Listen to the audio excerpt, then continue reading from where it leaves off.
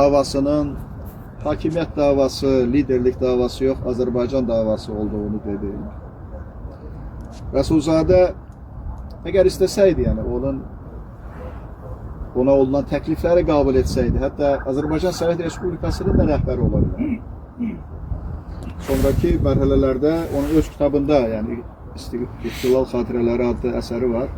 Orada bu meseleleri yazır ki Kalinin, Enver Paşa, başkaları onun hatta nəinki Azərbaycan miqyasında, hatta Sovet İttifaqı, o vaxt yaranmış Sovet dövləti Kreml miqyasında yüksək vəzifə tutması məsələləri müzakirə olunurdu ki, Resulzade təbii ki bunları kabul etmirdi. Çünkü onun davası vəzifə davası, hakimiyyət davası değildi, liderlik davası değildi. Onun davası Azərbaycan davasıydı. Sonraki mərhələlərdə elə Almanya'nın bütün dünyanı tutacağı ictimai düşüncəsi olduğu bir məqamda ona yine Azərbaycanda hakimiyyətə gəlmək, Almanya'nın proteksiyası altında olan bir Azərbaycan dövlətinə rəhbərlik eləmək də təklif olunmuşdur. O da bunu kabul etmədi. Çünki Resulzade bir ideolog idi. O bilirdi ki Azərbaycanın təkcə istiqlalı yox, Azərbaycanın həm də demokratik bir, azad bir dövlət olması vacibdir. Yəni o vaxt belə fikir səslənir ki, Rusiya imperiyası dağılmışdı, hər yerdə respublikalar yarandı. Məsələn, Cənubi Qafqazı götürək. Elə Ermənistan hətta özünü dövlət də elan eləməmişdi. Yəni, açıq şəkildə özlərini bir respublikada elan etməmişdilər. Balaca əraziləri vardı və o bir daşnak hakimiyyəti idi. Yəni, demokratik bir dövlət, demokratik bir hakimiyyət değildi. Gürcüstanda, baxmayaraq ki, orada da istiqlal mücadiləsi var idi, ama Menşevik hakimiyyəti.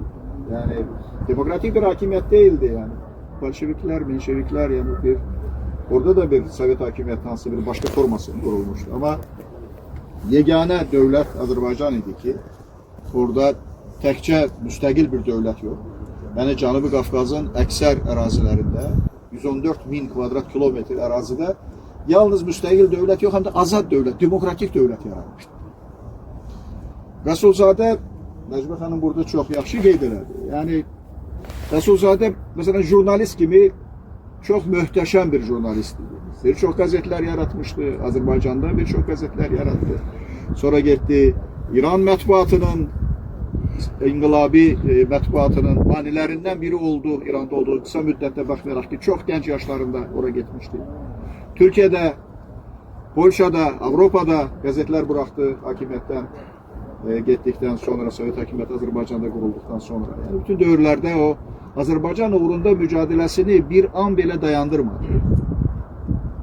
Və mübarizəsi təkcə bir partiya mübarizəsi de değildi. Baxmayaraq ki, Rusya'da en büyük eserlerinden biri Musavat Partiyasıdır, Musavat ideologiyasıdır. Ama Azərbaycanda olan, hatta anti-musavatçı mövqedə olan, ama Azərbaycana ümumi olarak xeyir veren ziyalıları müdafiə edirdi, əsərləri müdafiə edirdi. Ədəbiyyat şünas kimi, məsələn, Resulzade'nin Nizami Gəncəvi hakkında monoqrafiyası dahiyanə bir əsərdir. Və Nizami Gəncəvinin özünün bilirsiniz ki, Azərbaycan şairi olmasını mübahisələndirmək istəyirdilər və o mövzuya da yekun vurubdur. Bir publisist kimi, bir yazıcı kimi əsrimizin Siyavuşu əsəri var. Yəni, dahiyanə bir əsərdir onun bu əsəri. Təşkilatlar yaratmaq, təkcə Musavat Partiyasını yaratmadı, Milli Mərkəz yarattı, Kültür Dərnəyi yarattı, başka qurumlar yarattı. Yəni, təşkilatçılıq qabiliyyəti vardı, idarəçilik qabiliyyəti vardı, natiqlik qabiliyyəti vardı, liderlik qabiliyyəti vardı. İnsanları öz ətrafına və ideya ətrafına toplaya bilirdi. Bu mücadilə indi də devam edir. Azərbaycan əslində Resulzade xoşbəxt bir adamdır. Çünki onun ideyaları həyata keçməkdə devam edir, ama o proses başa çatmıyor. Yani o Resulzade'nin başlattığı proses hələ devam ediyor. Yani Şimali Azərbaycan öz ərazi bütövlüyünə nail olub, ama Azərbaycanda demokratik bir dövlət, insan haklarına hörmətlə yanaşan bir dövlət, bir seçkili demokratiya mövcud değil. Yani Resulzade'nin əsas ideyalarından biri de buydu ve biz buna nail olmaq uğrunda mübarizə aparırıq. Bu mübarizə devam edir. Resulzade'nin mübarizəsi təkcə Şimali Azərbaycanla bağlı değildi, həm də Cənubi Azərbaycanla bağlı.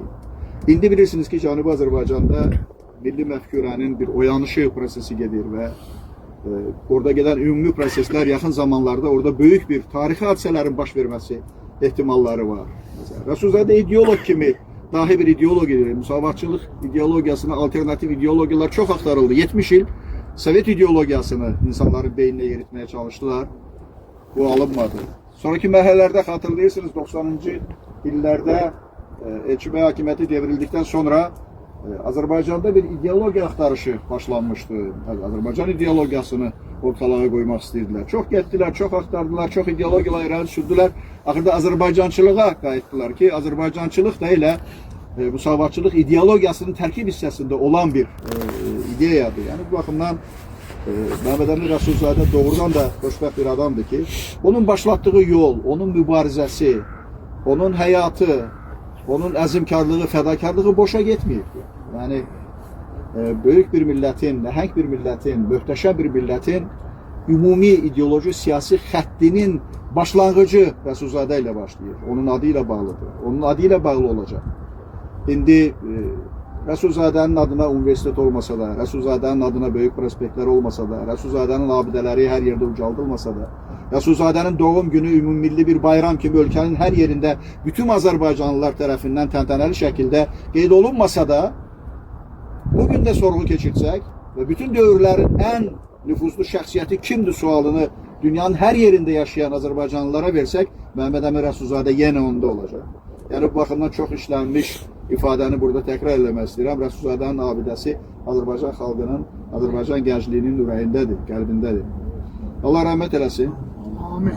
Məkanı cənnət olsun və Allah bizə də, xalqımıza da güc versin ki, onun başlatdığı bu yolu uğurla davam etdirək, uğurla yekunlaşdırək. Allah rəhmət eləsin. Teşekkür ederim. Yani burada Müsavatın rəhbərliyi, üzvləri, ziyalılar cəmləşib və hamının ürəyi doludur. Bilirəm, söz versək, hamı bu barədə qəşəng fikirlər, diqqət cəlb edən fikirlər söyləyəcək. Amma etiraz eləmişsə, ittifaqiyyə ilə